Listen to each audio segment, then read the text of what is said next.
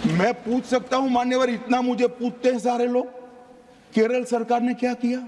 നമസ്കാരം.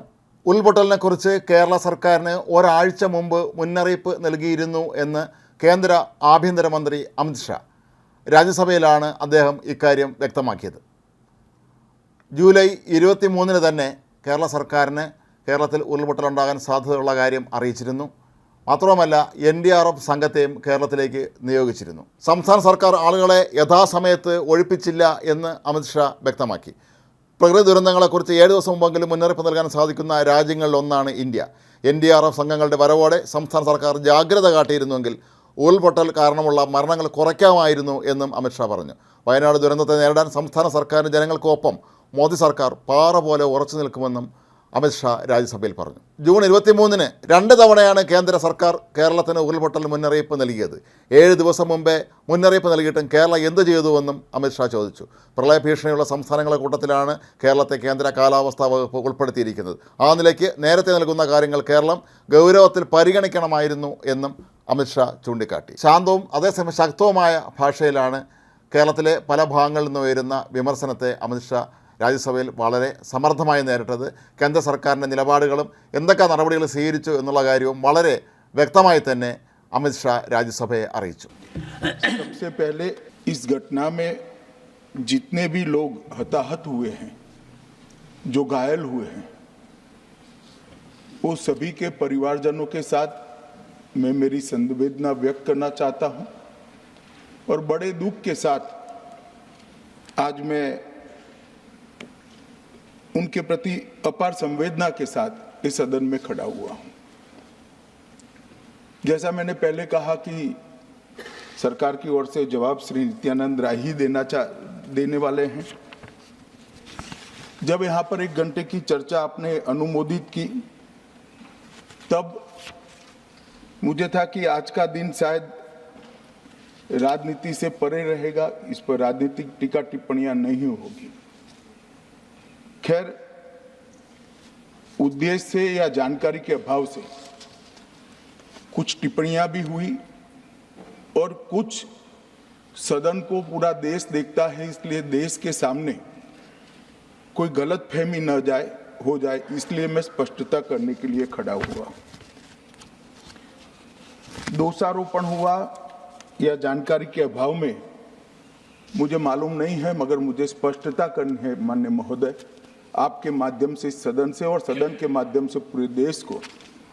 Early warning early warning early warning early warning बोलते ही गए। अंग्रेजी में जितने भी गंभीर प्रकार के शब्द है अपने भाषण में डालकर इसको बताया गया। मैं सदन के सामने स्पष्टता करना चाहता हूं, 23 जुलाई को केरल सरकार को अर्ली वार्निंग भारत सरकार की ओर से दी गई थी। 23 जुलाई को 7 दिन फिर 24 को गई, फिर 25 को गई, 26 तारीख को मान्यवर ये कहा गया कि 20 सेंटीमीटर से ज्यादा वर्षा होगी, भारी वर्षा होगी, लैंडस्लाइड होने की संभावना है, मड भी रस होकर आ सकता है और लोग इसके अंदर दबकर मर भी सकते हैं। मैं कुछ कहना नहीं चाहता था मान्यवर, मगर भारत सरकार की अर्ली वार्निंग सिस्टम पर सवाल किए गए, इसलिए मैं कहता हूं प्लीज लिसन अस, मत चिल्लाइए, प्लीज रीड इट। जो वार्निंग भेजा है उसको पढ़िए जरा। और इस देश में कई राज्य सरकारें ऐसी हैं जिन्होंने इस प्रकार की वार्निंग का उपयोग कर जीरो कैजुअलिटी डिजास्टर मैनेजमेंट किया है। मैं ओडिशा राज्य सरकार के लिए भी, उस वक्त हमारी नहीं थी, नवीन बाबू की थी, हमने 7 दिन पहले साइक्लोन का अलर्ट भेजा, सिर्फ 1 व्यक्ति मारा गया, वो भी गलती से मारा गया। गुजरात सरकार को हमने साइक्लोन का अलर्ट 3 दिन पहले भेजा, 1 पशु भी नहीं मरा साहब। मगर मैं बड़ी विनम्रता के साथ कहना चाहता हूं कि आप जो घिसे पिटे शब्द यहां लेकर आए हैं और डिमांड ही करते जा रहे हैं, अर्ली वार्निंग सिस्टम है। भारत सरकार ने 14 के बाद अर्ली वार्निंग सिस्टम के लिए 2000 करोड़ रुपया खर्च किया है और इसको साझा किया जाता है मान्यवर। 7 दिन पहले हर राज्य को सूचना भेजी जाती है और वो सूचना साइट पर सबके लिए भी उपलब्ध है, माननीय सांसदों के लिए भी उपलब्ध है, मगर कुछ लोगों को है कि यहाँ की साइटें खोलते ही नहीं है, विदेश की ही खोलते हैं। तो अब विदेश में तो इसकी अर्ली वार्निंग सिस्टम आएगी नहीं, हमारी साइट देखनी पड़ेगी। मान्यवर